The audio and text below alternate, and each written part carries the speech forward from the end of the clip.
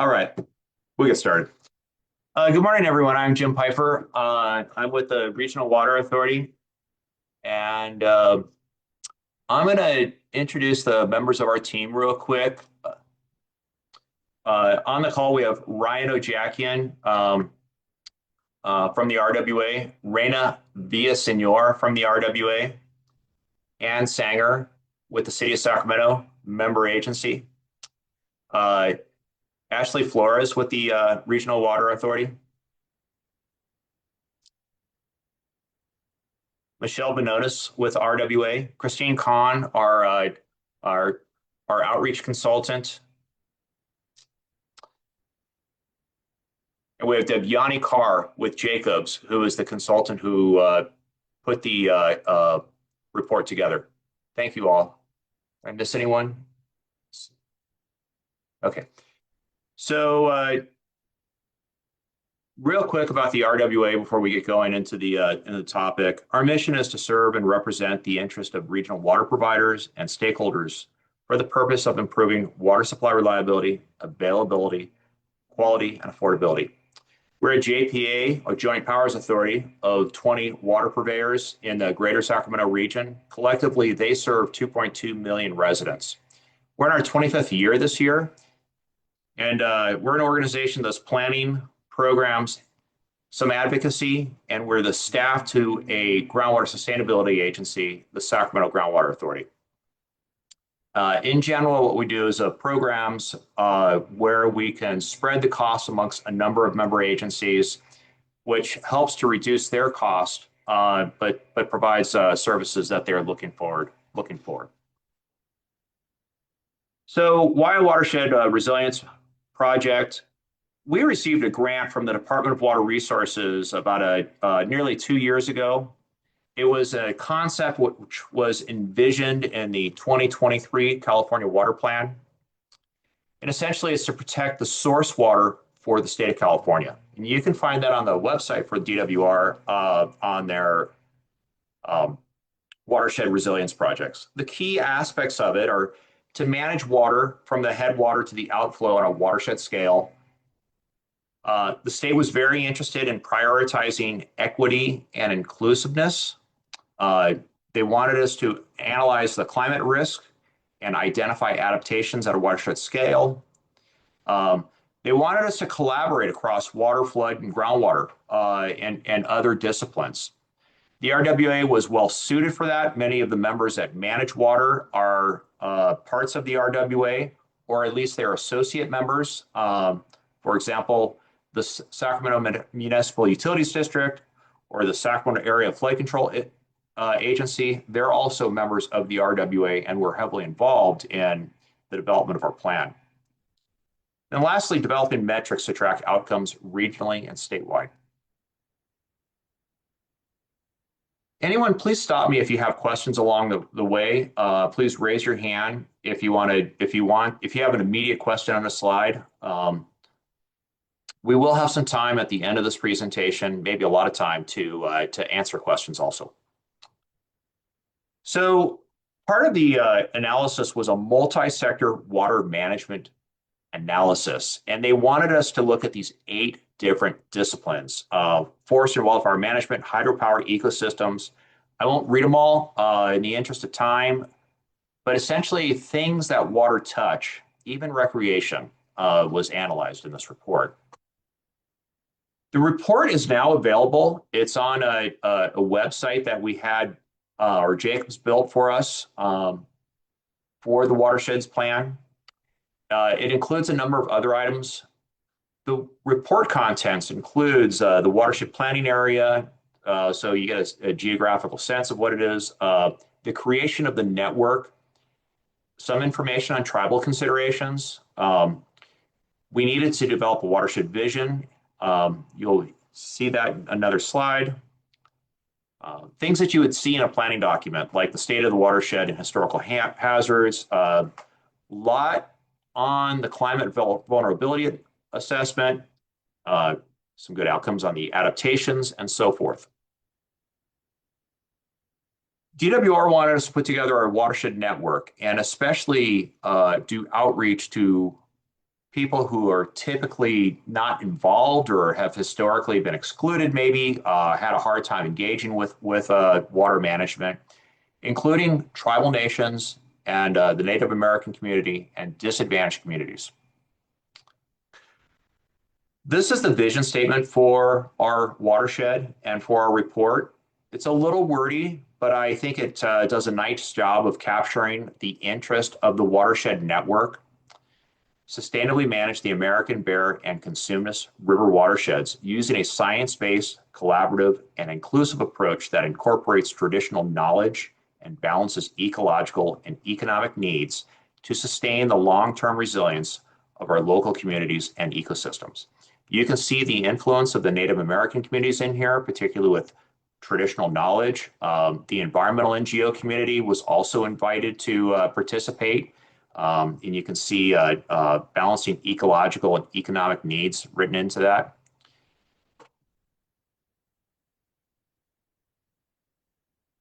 The watershed boundary is here, so it extends from beyond the American River into the Bear River and Cosumnes River.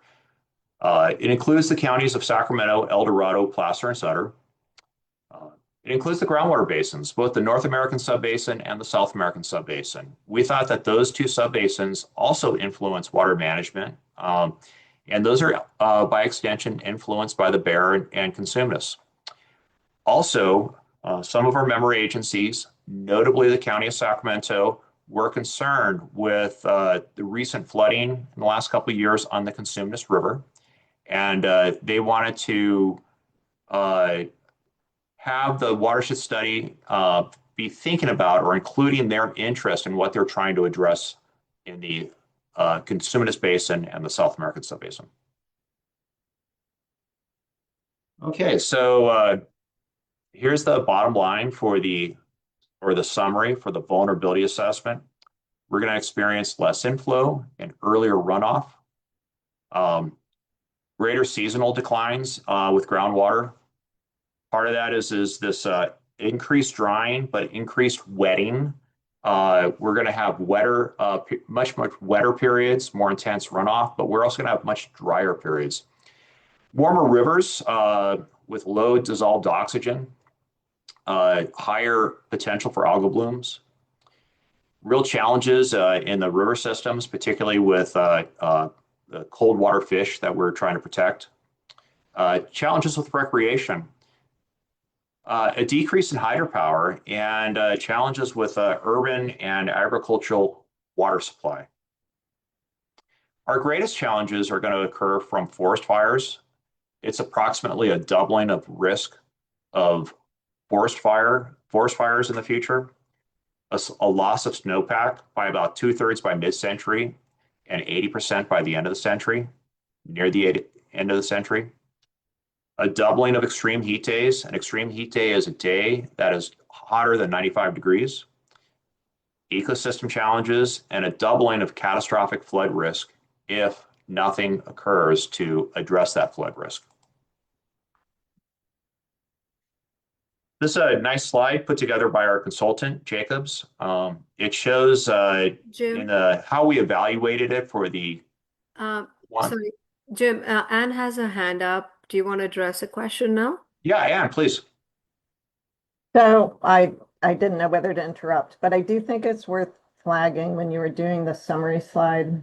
Some of us feel like the warmer, drier future means less overall precipitation, but I think I've heard in the report or from you that the actual amount of water is going to basically stay the same, or what is the projection? Yeah, I actually have a slide on that, but it's good to talk about that right now, and I probably should have led with that. And that is with a lot of bad news with climate change, that is the good news, and maybe we should lead with that, is the relative amount of precipitation that we will experience in the future within the watershed will stay the same. It'll change in terms of snow or rainfall. That pattern will change, and we have some information which we're going to present. But that actually is something that we're expecting is the same amount of water that falls within the watershed or a similar amount of water will continue to fall in the watershed in the future. Okay, thank you. So in mid-century, we use what's called a central tendency model.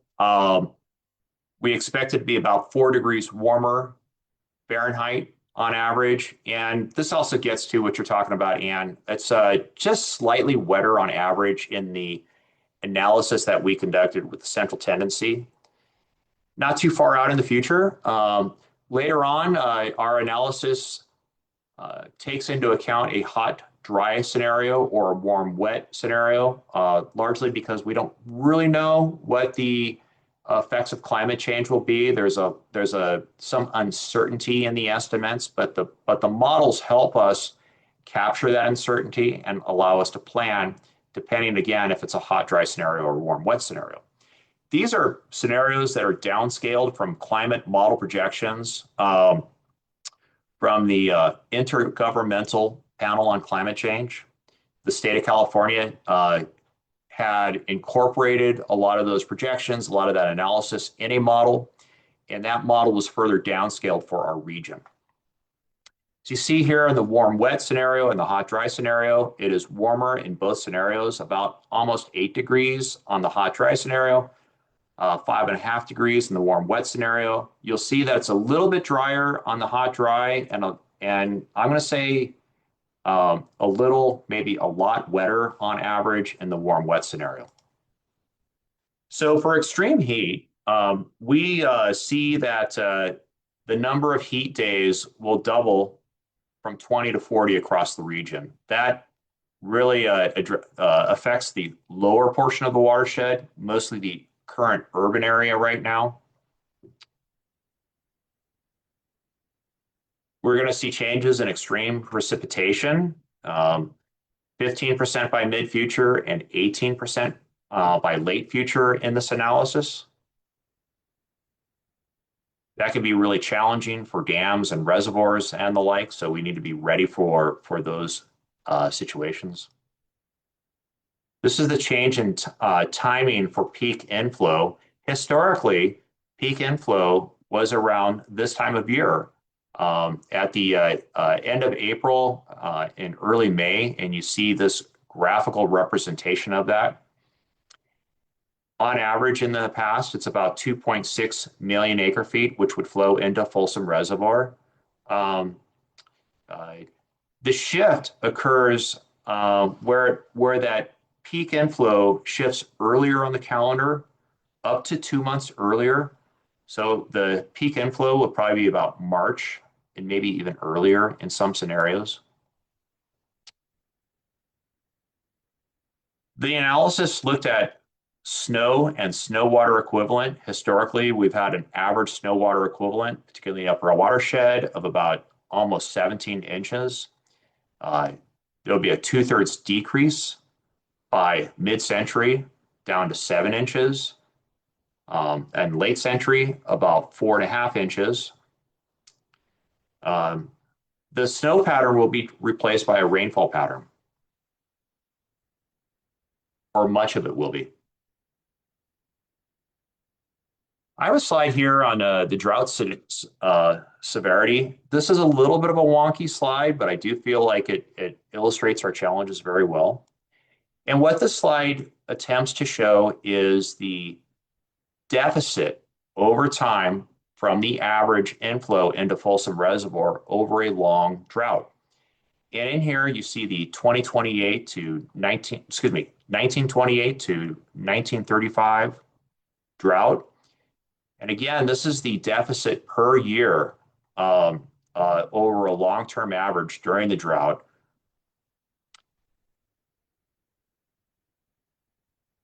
We also have the 1976 to 77 drought. I am old enough to remember that. We have the 1987 to 1992 drought. More recently, the 2012 to 2016 drought and the 2020 to 2021 drought. One of the worst projections that we have for a drought is this one. And it rivals all the other droughts. It rivals in terms of intensity the 76-77 drought and keeps on going. Here's a graph of wildfire probability across the watershed. And you'll see an intense band through the center portion of our study area. On average, the probability increases by late century to 32% from an average probability of fire of 17% historically. We'll have some real challenges to the ecosystem, fairly high temperature increases in the future. Hydropower will be affected, ranging from 13 to nearly 30%. Real challenges with flood management. Again, the risk of catastrophic flood if we don't prepare for it, and we have been preparing for it, but it would double.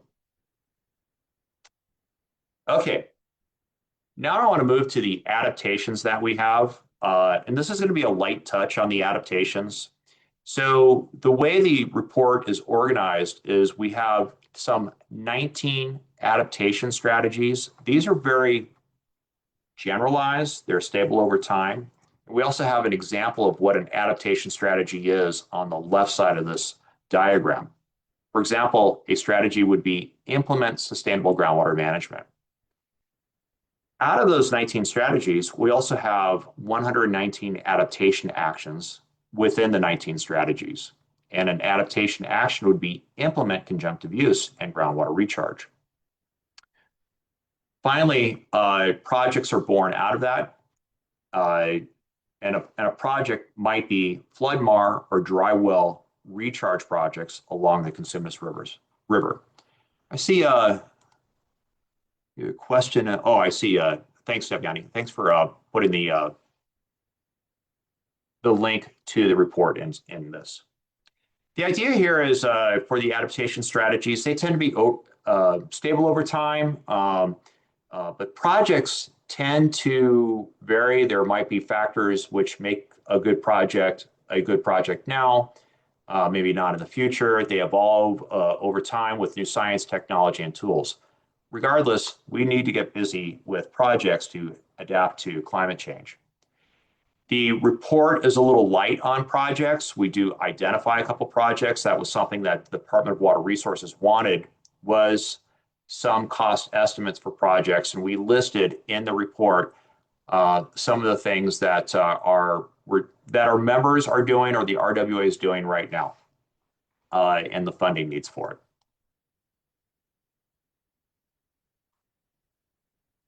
This also gives a little bit more detail on the difference between strategies and actions. Strategies are high level and outcome focused. They're very, very broad and global. The adaptation actions provide a little bit more detail with specific measures that we're implementing. Lastly, the projects, measurable outcomes and benefits, very clear scope, a responsible lead, like what agency is responsible for it, schedule and budget.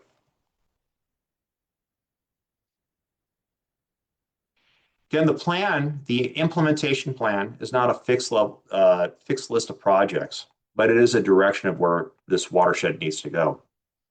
We also have a decision framework for assessing, prioritizing, and advancing the implementation projects over time. That is a spreadsheet. More than willing to share that spreadsheet with any of you who are interested in doing it. We'd love to have your feedback. We want to translate the actions into actionable, fundable projects, and our process for doing that, our method for doing that, allows for doing that. That is something that is future work for us also within the watershed network, is to take in projects, evaluate them, and see what rises to the top. More on the implementation plan. We have, again, an adaptive decision framework, establishes the criteria for prioritization. It allows for phased implementation decisions for specific projects. A big part of this is equity, and we're thinking about that, especially with California's Proposition 4. Proposition 4, the California Climate Bond, has a great deal of funding in it 40% of the funding is directed towards disadvantaged communities or frontline communities or vulnerable populations. So we wanted to make sure the network, or excuse me, the report, the plan addresses that. Then also, we want to structure projects and align them with state and federal funding priorities for climate equity and resilience.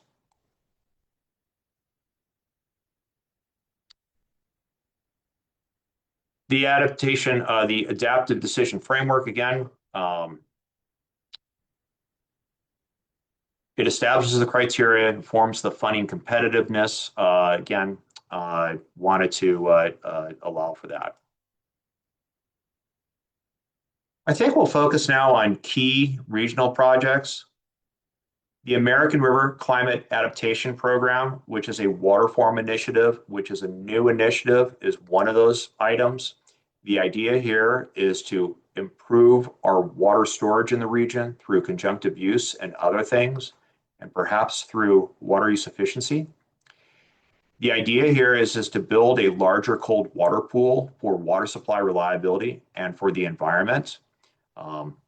We will need to work with reclamation to address that. There's a lot of work there. We're just entering into this project, and again, it's in its early phases to identify how much more conjunctive use we can do to build a larger cold water pool. Many of you have heard about the water bank for some time. We will be releasing an environmental impact report on that, doing the SEQA process at the end of this year. The NEPA process will be lagging behind. River Arc Phase 1, I think many of you are aware of that project. That is also a key regional project. We have many flood control projects. These are the flood control projects that SAFCA has identified, the Levees and Channels Long-Term Operations and Maintenance Project, the Yolo Bypass Comprehensive Study Initiative, and Forecast Informed Reservoir Operations, along with the Folsom Dam Raise. Some projects that you might not have heard of in the past, the Scotts Valley Spillway Replacement, the RWA Board identified that along with these other projects as key priorities for the RWA. And of course, the temperature control device at Folsom Reservoir. And I'm going to stop to see if, Michelle, do you want to weigh in on that or talk about that real quick and round that conversation out? Yeah, the temperature control device at Folsom. So currently the Bureau has temperature shutters that they put in when they need to control temperature in the lower American River. But they're leaky. I think each one takes multiple hours to put in, and I think they have like 27. So it's kind of a mess. And every one that they have to pull currently, it like leaks a bunch of water. So you're also losing water supply when they're doing it. It's kind of dangerous, honestly. The process is pretty onerous. So what the TCD would do is it would automate the shutters. So literally reclamation could like press a button and it would help pull water from the cooler parts of the reservoir to help with temperature, which is going to help with CVP operations because then reclamation will be in compliance with its biological opinions and all those good things. So that's kind of what the TCD is in a very rough nutshell. Hopefully that's helpful. And if you've never seen it, there's a photograph of the temperature control device on the side of Folsom Dam with the gantry crane over it. Photo from 1977. Okay, I'm going to stop sharing and open it up for questions.